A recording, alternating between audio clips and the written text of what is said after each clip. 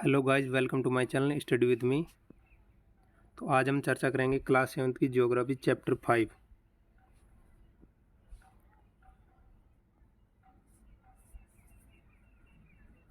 Geography chapter 5 जो लिखे जिसका नाम है जल। तो सबसे पहले चलें इसके बारे में करेंगे। जल कितना है हमारी पृथ्वी पे, कितने प्रतिशत है, और उसमें से ही अलवणीय जल कितना, लवणीय जल कितना है, और उसके बाद फिर तरंग, धाराएं और जल चक्कर है, जल चक्कर कैसे होता है, और अपने पास कितना पीने के लिए पानी जो सीमित स्रोत है वो बचे हैं, इसके बारे में चर्चा करें। तो सबसे पहले जैसे कि यहाँ दे रखा है कि जल चक्कर, ये जल चक्कर होता कैसे है। यहाँ पे जस्ट थोड़ा सा ये प्रयोग दे रखा है कि नाव तैर कर कैसे जल जाती है, इसमें बस पढ़ सकते हैं आप। तो जल चक्कर क्या होता है। जल चक्कर में ये है, जैसे मान लो यहाँ पे ये समुद्र है, ये कोई पानी स्रोत है, तो यहाँ पे टेम्परेचर जैसे हाई आएगा, तापमान बढ़ेगा, इसे एरो का मतलब ऊपर बढ़ना, या तापमान जैसे बढ़ेगा तो यहाँ से क्या होगी, वाष्पीकरण होगा, यानी जल वाष्प के रूप में ऊपर उठेगा पानी, और ऊपर जो यहाँ आ जाए तो यहाँ तापमान कम हो जाएगा, तो जल की बूंदें हैं कि संघनित होने स्टार्ट हो जाएगी। जब संघनित होगी तो छोटी छोटी बूंदें जैसे, तो एक बड़ी राशि में एकत्रित हो जाएगी। यहाँ एकत्रित होने के बाद क्या करेंगे, जो ये यहाँ पे डस्ट के भी, धूल के कण भी होते हैं, उनके बिना ये बूंदें नहीं बन पाएगी, तो बादल के रूप ले लेगी। यहाँ ये बादल का रूप ले लेगी जब बहुत ज़्यादा यहाँ पे नमी ज़्यादा होगी और ऊपर नमी कम हो जाएगी, तो ये वाष्प क्या हो गए, तो ऊपर जल की बूंदों के रूप में एकत्रित होना स्टार्ट हो जाए। तो यहाँ से वाष्पीकरण होगा, ऊपर जाके ये बादल का रूप ले लेगा, तो इसे कहते हैं हम संघनन, जो नीचे लिखा है संघनन। ये संघनन होगा यहाँ, और ज़्यादा भारी मात्रा में हो जाएगा तो क्या होगा, ऊपर ज़्यादा टिक नहीं पाएगा, तो वर्षा के रूप में वापस इसमें पानी यहाँ नीचे आ जाएगा। तो इसे संघनन, ये जैसे बादल बनेगा, तो वो जैसे एरो दे रखी है यहाँ, तो यहाँ बारिश हो जाएगी। तो ये फिर जैसे कहीं भूखंड पे हो गया तो ज़्यादा बारिश होगी, तो नदी के रूप में, ये नदी के रूप में यहाँ पे वापस फिर समुद्र में आ जाएगा, तो ये फिर उसी में जहाँ से स्टार्ट हुआ मिल जाएगा। तो ज़्यादा फिर तापमान होगा, तो उसके बाद फिर ऊपर की ओर उठना स्टार्ट कर देगा। तो ये हो गया जल चक्कर। तो जल चक्र आप अच्छी तरह समझ गए होंगे कि सबसे पहले वाष्पीकरण होगा जो यहाँ दे रखा है, उसके बाद ऊपर जाके संघनन जमा हो जाएगा, संघनन हो गया, संघनन होगा, ज़्यादा भारी मात्रा में हो जाएगा तो वर्षण हो गया, वर्षण हो गया यानी बारिश होगी, बारिश होगी तो ये फिर भूखंड पे होगा या समुद्र में होती है, और भूखंड पे भी होगी, जब ज़मीन पे होगी तो वो भी ज़्यादा मात्रा में पानी होगा, तो ये वापस नदियों के रूप में या झीलें जैसे भी पानी है समुद्र में चला जाएगा, वो फिर खारे पानी मिल जाएगा। तो उसके बाद हम देखेंगे अपने पास कितना बचा है पानी का स्रोत। नेक्स्ट पेज पे इस पर हम देखेंगे कि जल का वितरण है, और जो वर्ल्ड का दे रखा है जितने भी है, ये वर्ल्ड का दे रखा है, जितने भी समुद्र है, झीलें और रिवर्स है जो। तो इससे मैप से आप परिचित होंगे ही। ये उत्तरी अमेरिका है, दक्षिण अमेरिका हो गया, ये अफ्रीका है, ये ऑस्ट्रेलिया है, इसके आगे लिख नहीं पाएंगे हम, और ये अपना एशिया है लगभग यहाँ, जो कैस्पियन सागर है ये भी एशिया है, और इसके ऊपर ये आ जाएगा यूरोप।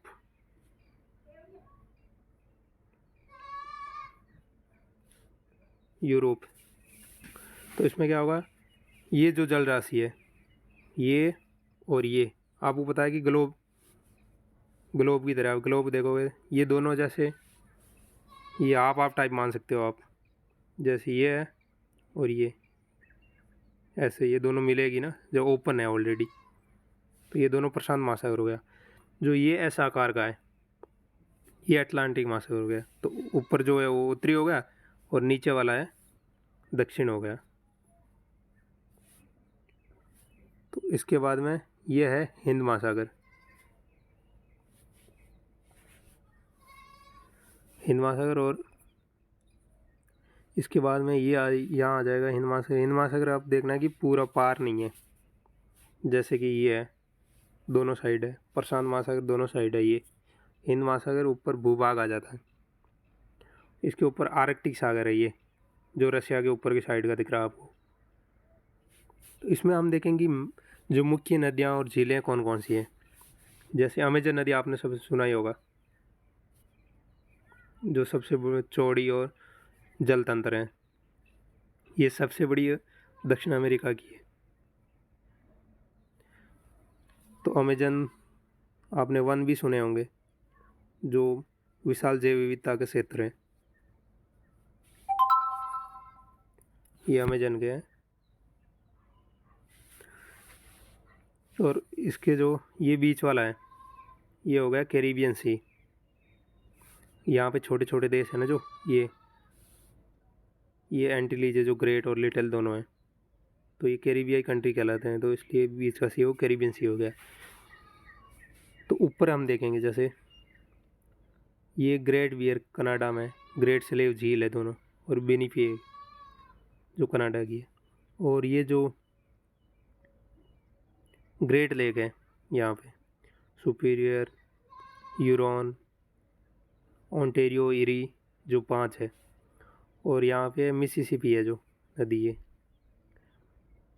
और ये होगी सॉल्ट लेक है जो अमेरिका के। इसके बाद हम देखेंगे जो अफ्रीका है, इसमें कौन कौन सी नदियाँ हैं।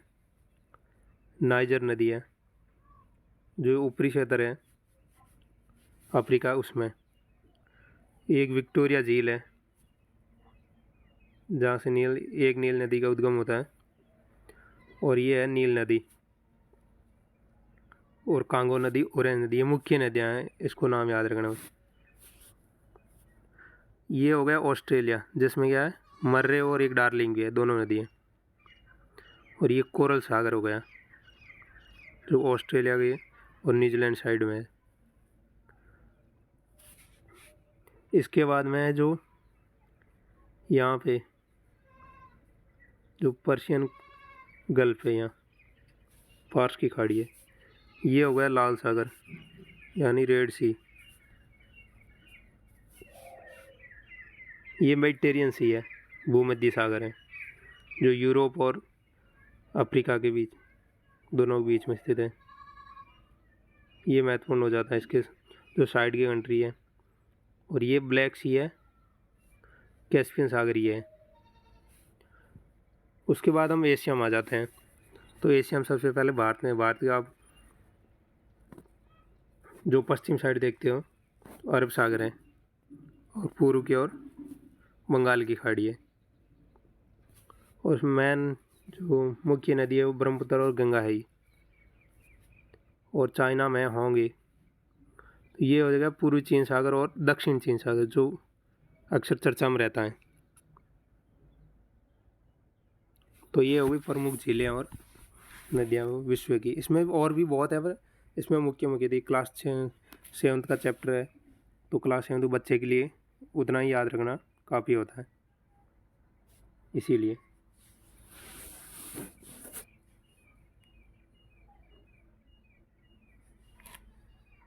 अब नेक्स्ट देखते हैं हम। तो इसमें देखेंगे जल का वितरण कहाँ कहाँ है। तो सबसे पहले आपको एक, क्या आप जानते हैं, जो ये ब्रैकेट में दे रखा है लवणता है। तो लवणता जो सैलिनिटी है, तो 1000 ग्राम जल में मौजूद नमक की मात्रा है। तो ये 35 है औसत। तो ये होता है इसका साइन जो हमने बनाया है, ये वाला। इसका मतलब है 35 ग्राम प्रति 1000 ग्राम। ये डबल डॉट नीचे है और सिंगल डॉट ऊपर है, तो ये ध्यान रखना है। जो अक्सर ये औसत हैं, और कहीं कहीं बहुत ज़्यादा है और कहीं थोड़ी कम भी है। जैसे इजराइल मर्द सागर है, जो इजराइल हमने पिछले नक्शे में दिखाया, जो भूमध्य सागर के पूरी साइड में, वहाँ पे मर्द सागर है। तो मर्द सागर वहाँ 340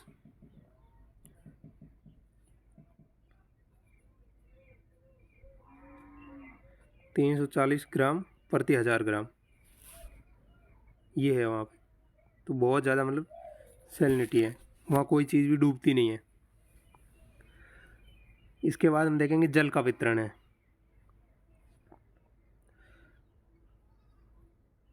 जल का वितरण, तो जल का वितरण क्या है कि कहाँ का कितना जल है और कितना अलवणीय जल है और कितना जो लवण युक्त जल है। तो सबसे पहले देखेंगे जो 71% है, ये पृथ्वी पर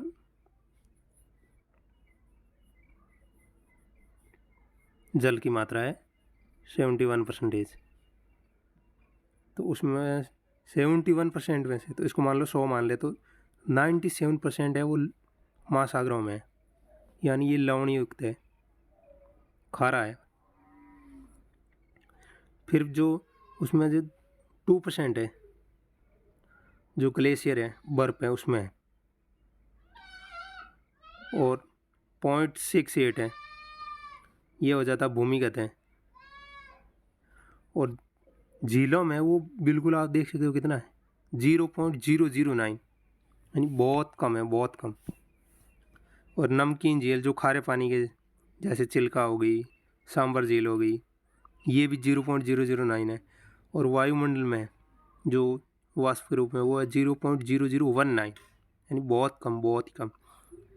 तो आप सबसे पहले ये देख सकते हैं लास्ट वाला जो रिवर है, नदियाँ, उसमें कितना कम पानी है, 0.001। तो ये टोटल मिला के 100% हो जाता है। बट आप ये देख सकते हो कि मीठे पानी के स्रोत कितने कम हैं, बहुत ज़्यादा कम है। तो इसीलिए बार बार जो अभियान चलाए जाते हैं जल संरक्षण के, जल बचाओ कल बचाओ, ऐसे। जैसे यहाँ तक के जीवन के लिए जल अत्यधिक आवश्यक है, प्यास लगने में केवल जल की प्यास बुझा सकता है। ऐसा आपको लगता नहीं है कि लापरवाही से जल का उपयोग करने से वो बहुमूल्य संसाधन बर्बाद हो रहे हैं? तो ये सोचने का विषय है। तो अभी हम नेक्स्ट देखेंगे महासागरीय परिसंचरण। तो महासागरीय मतलब महासागरों जो जल है उनका परिसंचरण कैसे होता है। जैसे इसमें देख रहे हैं, समुद्री तट पर नंगे पैर चलने से कुछ जादू सी अनुभूति होती हैं। पुलिन पर जैसे नम बालू, ठंडी पवन हो गई, समुद्री पक्षी हो गए, वायु में लवणीय गंध है, लहरों का संगीत है, जैसे लहरें चलती रहती धीरे धीरे धीरे, ऐसे वो चलती रही मतलब। तो सब कुछ समोहित करने वाला प्रत्यय होता है। ताल एवं झील के शांत जल के विपरीत महासागरीय जल हमेशा गतिमान रहता है। तो ये जान को आप कि जब बहुत ज़्यादा वायु की गति तेज़ होती है तो बहुत बड़ी बड़ी मतलब लहरें आ जाती है, या फिर भूकंप की तरह कारण सुनामी आ जाती है। बट जब शांत जल रहता है तो वो भी थोड़ी थोड़ी से आप इस तरह जल बहता रहेगा, मतलब एकदम शांत नहीं रहेगा एक जगह टिका हुआ। तो महासागरों की गतियों को वर्गित इस प्रकार कर सकते, जैसे किसकी वजह से हो रहा है ये, एक तरंग की वजह से हो रहा है, नंबर 2 है ज्वार भाटा, और नंबर 3 है धारा। जैसे एक हो गई ये तरंग वाली वेव की वजह से, दूसरा हो गया टाइड, और तीसरी होगी करंट। इसके बारे में हम नेक्स्ट पेज पे चर्चा करेंगे किससे क्या क्या फ़र्क पड़ता है। नेक्स्ट है जैसे कि तरंग है।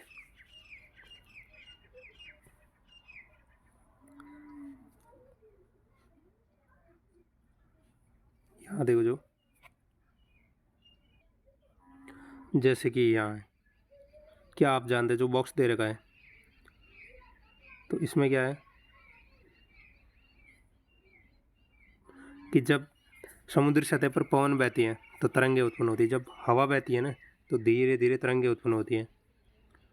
जब जितनी तेज़ पवन बहती है उतनी बड़ी तरंग होगी, जैसे हवा बहुत कम होगी तो वो धीरे धीरे तरंगे टाइप होगा, और जब हवा की गति बढ़ जाएगी तो ये तरंगें भी अपना आकार बढ़ा देगी। तो समुद्री तट पर गेंद से खेलते समय जब गेंद पानी में गिर जाती है तो क्या आप देखते हैं उसका दृश्य बड़ा मनोरंजक होता है। मतलब इसका ये कहना चाह रहे हैं कि जब जैसे ये जल है, ये तो इसमें जैसे बॉल गिर गई, ये बॉल है, तो ये बिल्कुल ही मतलब ऐसे बिल्कुल धीरे धीरे ऐसे आगे चलती जाएगी। जब महासागरीय सतह पर जल लगातार उड़ता और गिरता तो इसे तरंग कहते हैं। तो तरंग हम पहले ही समझा दिया है, जैसे ये वाली थोड़ा ऊपर थोड़ा नीचे थोड़ा ऊपर, इस तरह चलता रहता है, ये तरंग है। तूफान, तेज वायु चलने पर विशाल तरंगें उत्पन्न होती है, इसके कारण अत्यधिक विनाश हो सकता है। भूकंप, ज्वालामुखी उद्गार हो गया या जल के नीचे से भूस्खलन होने के कारण महासागरीय जल अत्यधिक विस्थापित हो जाए, इसके परिणामस्वरूप 15 मीटर ऊंचाई तक विशाल ज्वारी तरंगें उठ सकती है, जिसे सुनामी कहते हैं। जैसे हवा की वजह से आते तो ये होती है तरंग, जो हवा की वजह से होती हैं, जो इस तरह आती है। ये हो गया ऊपरी। जब क्या होता है आंतरिक होता है, जैसे भूकंप आ गया,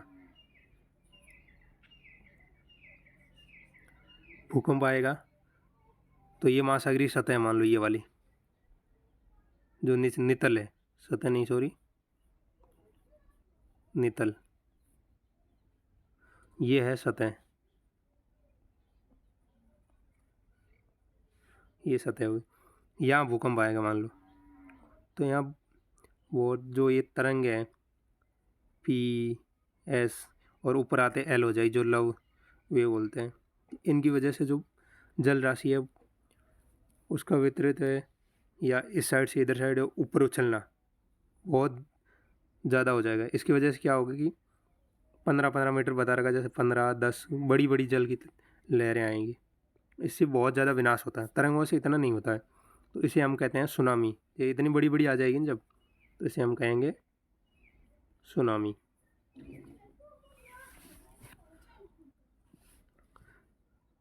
सबसे विशाल सुनामी है जो 150 मीटर मापा गया है, 700 किलोमीटर प्रति घंटे की अधिक गति से जो चलती हैं तरंगें। 2004 में भारत के जो तटीय क्षेत्र अत्यधिक विनाश हुआ था, ये अंडमान सागर जो इंदिरा पॉइंट डूब गया था। अंडमान सागर आपको पता ही है कि जैसे आपको अभी बता दें, जैसे ये मान लो कि आप इंडिया का मैप है,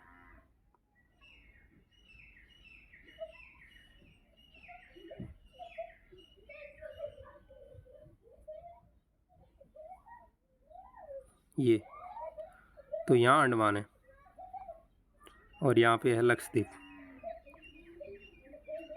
मैं ऐसे लिख रहा हूँ अंडमान,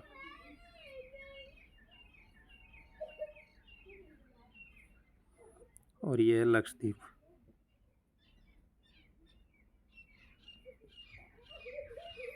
तो यहाँ पे आई थी सुनामी 2004 में। तो ये तट है जो तमिलनाडु के हो गए इस साइड के, ये यहाँ पे बहुत ज़्यादा नुकसान हुआ था इस क्षेत्र में। तो यहाँ 150 मीटर बताएगा, तो आप सोच सकते हो 150 मीटर कितनी होती है, 10 मीटर में भी कितना नुकसान होता है।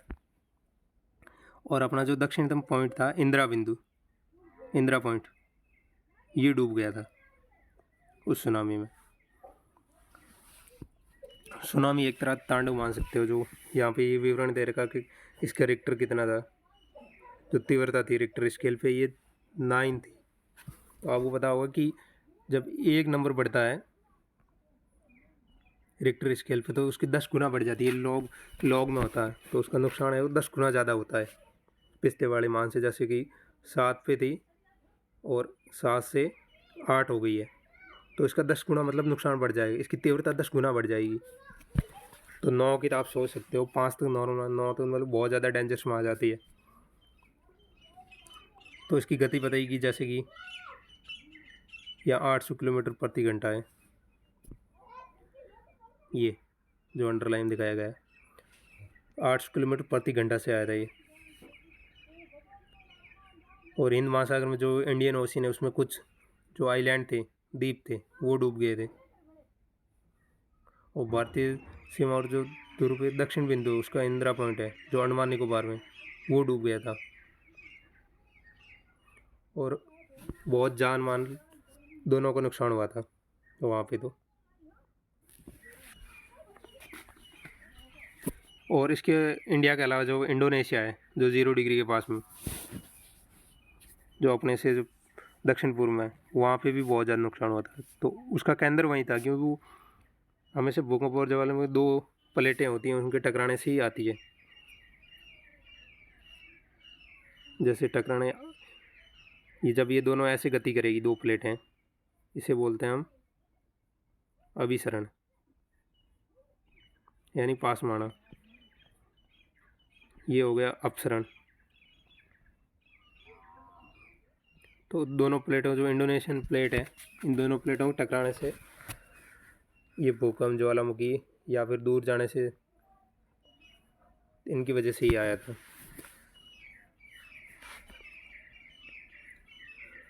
तो इसका नुकसान बताया गया कितना होता है और कितना हुआ है 2004 का। नेक्स्ट हम देखेंगे ज्वार भाटा। ज्वार भाटा दिन में जो 2 बार नियम से महासागर जल का उठना और गिरना, तो उसे हम कहते हैं ज्वार भाटा। ये जो आप इसमें देख सकते हैं अंडरलाइन में, कि दिन में 2 बार नियम से महासागर जल का उठना और गिरना ज्वार भाटा कहता है। जैसे जल, ये जल है, मान लो समुद्री सतह है यहाँ पे, तो उठेगा तो यहाँ वाली जल राशि यहाँ आ जाएगी, कि तभी तो जल राशि ऊपर जाएगी, तो यहाँ थोड़ा जल का स्तर नीचे चल जाएगा। तो इसे हम कहते हैं ज्वार, और इसे कहते हैं हम भाटा। सॉरी, ये डिलीट हो गया है, तो यहाँ पे थोड़ा नीचे आ जाएगा, तो ये हो जाएगा भाटा, और ये ज्वार। ऊपर उठना ज्वार, ये किसकी वजह से होता है? सूर्य और चंद्रमा के गुरुत्वाकर्षण के कारण, वो भी चर्चा करेंगे, और इसकी क्या पोजीशन होगी तब इससे ये आता है। जब सर्वाधिक ऊंचाई तक उठकर जल समुद्र के बड़े हिस्से को डुबो देता है, तो उसे ज्वार कहते हैं। तो हमें अभी बताएगा ऊपर ऊंचाई में उठना। जब निम्नतम, जो मिनिमम लेवल पे आ जाता है, तो उसे हम भाटा कहते हैं।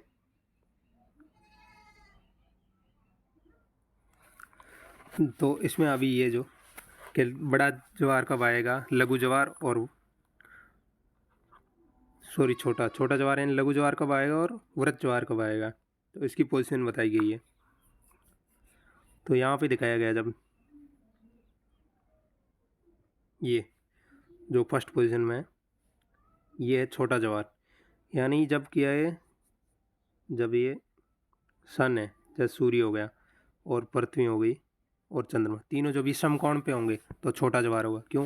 ये दोनों आपस में फिर खींचेंगे, चंद्रमा और पृथ्वी, अपने गुरुत्वाकर्षण को, तो इसकी वजह से एक साइड जल ऊपर नहीं उठ पाएगा, तो इसकी वजह से छोटे ज्वार आएंगे।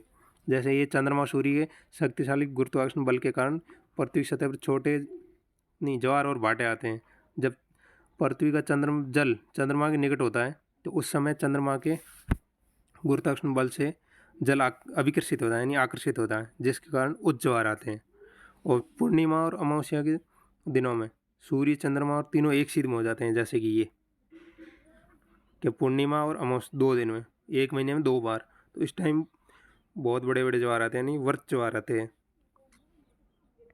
तीनों एक सीध में हो जाते हैं। तो यानी मतलब इनका गुरुत्वाकर्षण बल है वो तीनों एक साइड में लग जाता है जब तीनों का। तो एक बार एक पोजीशन में इनमें होता है अमावस्या और एक में होता है पूर्णिमा, तो इस ज्वार को व्रत ज्वार कहते हैं। लेकिन जब चांद अपनी प्रथम और अंतिम चतुर्थांश में होता है, तो चांद और सूर्यकर्षण का बल विपरीत दिशा में लगता है। जैसे ये प्रथम और अंतिम ये, तो इनमें क्या विपरीत दिशा में लगेगा। जैसे चांद, चंद्रमा का इस साइड लगेगा, और ये पृथ्वी का है वो इस साइड लगेगा, सूर्य का, सॉरी, तो दोनों आपस में विपरीत हो गए, इसकी वजह से लघु ज्वार आते हैं। अब ये है, यहाँ पृथ्वी है, तो चंद्रमा का भी इस साइड लग रहा है, और क्या बोलते हैं सब, पृथ्वी का इस साइड लग रहा है, सूर्य का। तो इन दोनों की वजह से जब गुरुत्वाकर्षण दोनों एक दिशा में लगेगा, तो व्रत ज्वार आएंगे।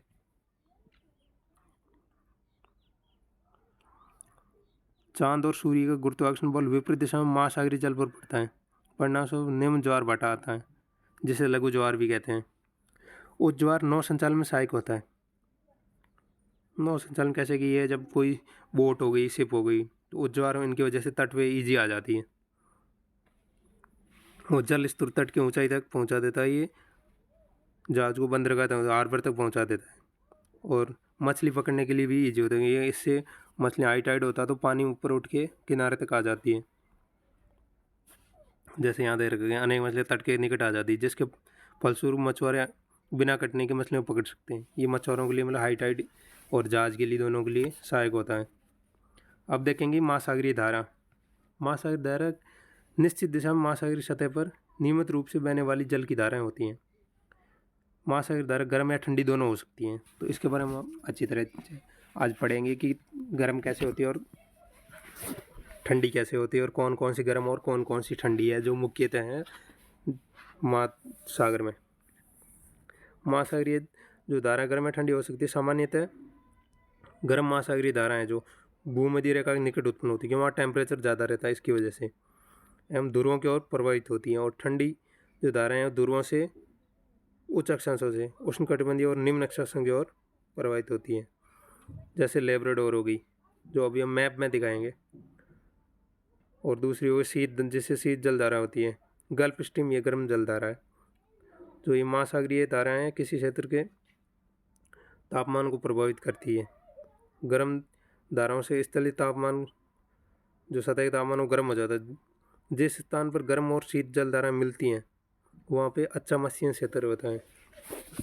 जब ये दोनों आपस में मिलती है तो इसमें क्या होता है कि मछलियों का भोजन का क्षेत्र बन जाता है, जिसे प्लैंकटन बोलते हैं। तो वहाँ पे दोनों वो भी मैप में दिखाएंगे कि कहाँ मिलती हैं। ये जापान के आसपास होगी एक, तो दूसरी उत्तरी अमेरिका पूर्वी तट के कुछ किनारे पे होगी। जैसे यहाँ देखते हैं अभी जो महासागरीय धारा है ये कहाँ कहाँ बहती है। सबसे पहले देखो, जो यहाँ से ये हो गया अपना अटलांटिक महासागर, ये वाला जो ऐसा करती मैं ऐसे। तो ये है जो यहाँ से जो अफ्रीका इसके पश्चिम किनारे से स्टार्ट होती हैं और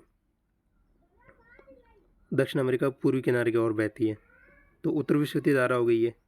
जब ये ऐसे बहेगी तो अब क्या है कि आपने ये नियम पढ़ा होगा कि जो उत्तरी ध्रुव में उसकी दिशा है कि थोड़ी राइट की ओर मुड़ जाती है, और दक्षिण ध्रुव में वो तो लेफ़्ट की ओर मुड़ जाती है, जो नॉर्थ हेमिस्फीयर है और साउथ हेमिस्फीयर। तो यहाँ से ये थोड़ी राइट की ओर मुड़ती है, तो इसका नाम यहाँ हो जाता है गल्फ स्ट्रीम। तो ये होगी गल्फ स्ट्रीम। गल्फ स्ट्रीम धारा जब एक भाग है वो नीचे की ओर मुड़ जाता है, जिसे कैनरीज धारा कहते हैं, ये ठंडी धारा हो जाएगी। धारा हमेशा नाम गर्म और ठंडा कैसे पड़ता है, गर्म ठंडा इसलिए ऐसे पड़ता है कि ये धारा है तो इसका क्षेत्र, जो ये क्षेत्र है इसका तापमान साइड का यदि इससे कम है तो ये गर्म हो गई, और इससे यदि साइड का तापमान ज़्यादा है तो ये ठंडी हो गई। तो क्या होगा कि यहाँ तापमान ज़्यादा होता है विषुवत रेखा के पास, ये जब ऊपर बढ़ती है तो ऊपर से पानी ठंडा होगा तो ऊपर जाके गर्म होगी। फिर क्या होगी, जैसे ये ऊपर से होती है एक धारा इसकी जो वो केंद्रीय जैसे बोलते हैं हम, वो नीचे का आएगी तो यहाँ वापस विषुवत रेखा की ओर आ गया इस साइड में। तो यहाँ पे तापमान ज़्यादा और इसका तापमान ऊपर से ठंडा जल लेके आई तो कम हो, इसे इसलिए हम ठंडी जलधारा बोलते हैं। बाकी ये दोनों गल्फ स्ट्रीम और उत्तरी विषुवत धारा दोनों गर्म है, ये ठंडी हो जाएगी। और ऊपर से ये है लेब्राडोर, तो ये ध्रुवों की ओर जाती है तो ओबियसली ठंडी जलधारा है। और इसकी एक धारा है उत्तरी अटलांटिक प्रवाह है, जो ये ऊपर की ओर जाते हैं उत्तरी सागर की ओर, जो ब्रिटेन की ओर आगे लगती है। ये होगी जो क्या बोलते हैं इसका अटलांटिक, उत्तरी अटलांटिक महासागर की है। और ऐसे ही हम, तो ये दक्षिण ध्रुव है तो नीचे की ओर लेफ्ट की ओर मुड़ेगी, तो इसे ब्राज़ील के किनारे पर टकराती है, इसलिए ब्राज़ीली धारा बोलते हैं। और यहाँ से नीचे से ध्रुव से एक, यहाँ फॉकलैंड द्वीप है एक जो यूके का है, वहाँ से एक धारा है स्टार्ट होती है ऊपर की ओर जाती है। तो ये ध्रुवों से इस विषुवत रेखा की ओर जाती है तो ठंडी जलधारा है। जब यहाँ पे मिलती है दोनों तो जो ब्राज़ीलियन धारा है ये वापस ऐसे मुड़ जाती है, तो ये इसे पश्चिम वायु प्रवाह कहते हैं। तो एक तो इसकी वेनेजुएला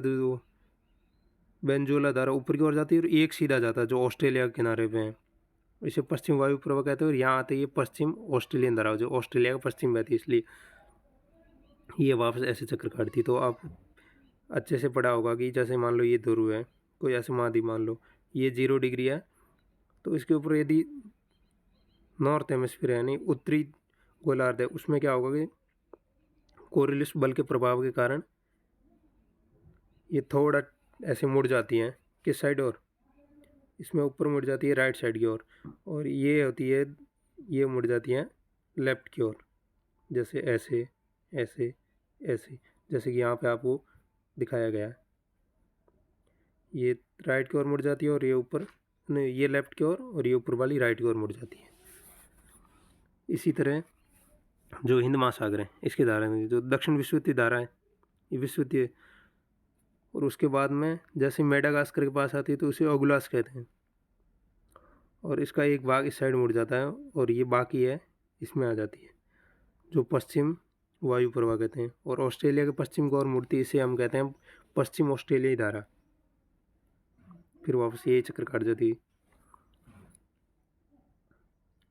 और ये मैन जो, उसके बाद में जो ऊपर वाली है एशिया की साइड देखेंगे तो ओयोसी आती है, ठंडी जलधारा है, और यहाँ से 0 डिग्री से ऊपर की ओर, तो इसे कहते हैं हम क्यूरेसी धारा, ऊपर वाली जो ओएसी धारा। ये दोनों मिलती थी, यहाँ बहुत मत्स्य क्षेत्र होता है। एक तो यहाँ होगा जैसे गल्फ स्ट्रीम और लेब्राडोर है, यहाँ के अच्छा मत्स्य क्षेत्र हो गया, और फॉकलैंड और ब्राज़ील धारा यहाँ पे इसका भी हो जाता है, और ओगुलोस और वेनेजुएला धारा ये दोनों मिलती हैं, जो गर्म और ठंडी मिलेगी, तो इसकी वजह से ये हो गया। इसी तरह जब ये वाला पार्ट है ना, ये तो आगे जैसे ऐसे टकराएगा तो उस साइड वो ग्लोब है तो इधर आ जाएगा, जो ये अलास्का की धारा हो गई, ये कैलिफोर्निया हो गई, तो उत्तरी विषुवत धारा हो गई। इसे ऐसे ही दक्षिण विषुवत धारा है। दक्षिण विषुवत धारा कहाँ से आएगी, जैसे ये पेरू के साइड टकराते तो इसे पेरू धारा है, हम्बोल्ट भी बोलते हैं इसे। तो ये मैन होगी जो जितनी भी विश्व की जल धारा है बड़ी बड़ी। उसके बाद जो ये क्वेश्चन आ गया है तो ये आप इजी से कर सकते हैं।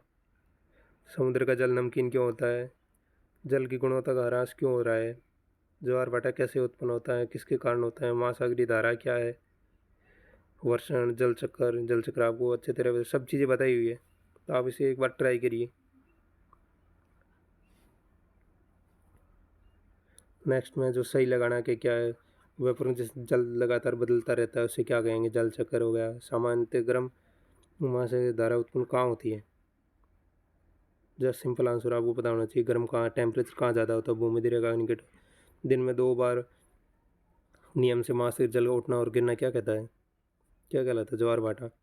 तो यहाँ पे दिखाया गया है कि इस तरह ये मिलान करना है, कैस्पियन सागर है, ज्वार भाटा, सुनामी और महासागरीय धाराएं, इनका मिलान करना है। जैसे ज्वार भाटा है कि इसमें विशालतम झील है, ज्वार भाटा है तो इसमें क्या हो, जल का उतार और चढ़ाव, सुनामी तीव्र हो गया, और महासागरीय धाराएं, तो चारों को मिलान करना एक एक्स्ट्रा दे रखा है। तो थैंक यू दोस्तों, आज इतना ही। नेक्स्ट चैप्टर आगे लेके आएंगे। कमेंट बॉक्स में कमेंट करके ज़रूर बताना कैसा लगा, और कुछ कमी हो तो ज़रूर बताना।